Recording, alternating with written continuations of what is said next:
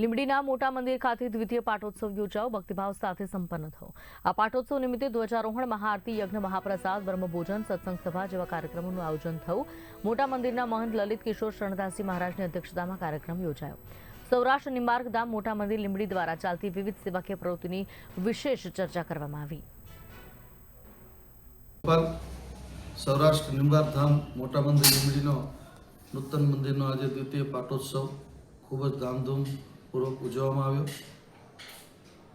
અમારા ખૂબ જ હરિભક્તો ભાઈ બહેનો છે, પરંતુ સીમિત અવસ્થામાં એટલા માટે કે સામેના ભાગમાં બાલકૃષ્ણ ભવનનું ડેમોનેશન ચાલી રહ્યું છે, એટલે વધારે કોઈને બોલાવ્યા નથી।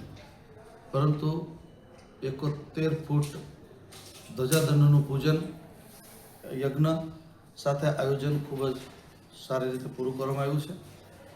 મોટા મંદિર સનાતન ધર્મ માટે, સનાતનની રક્ષા માટે 24 કલાક બધાની પોતાની તન મન ધનની શક્તિથી કામ કરી રહ્યું છે।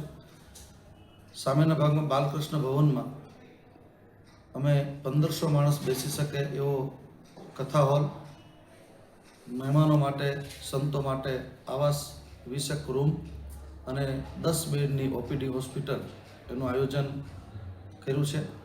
અને એ આયોજનના જાહેરાત પણ આજે થઈ છે અને હવે ધીરે ધીરે એની બધી આગળની વ્યવસ્થા થશે। રોટલો અને ઓટલાની જે આપણી સંસ્કૃતિ છે, મોટા મંદિરમાં 200 વર્ષથી એમ ક્ષેત્ર ચાલે છે, પણ અત્યારે અમે ખૂબ એને વિકાસ કરીને નાનામાં નાનો માણસ રાત્રે 12 વાગે આવે તો પણ ભૂખ્યો ન જાય એની વ્યવસ્થા કરીએ છીએ।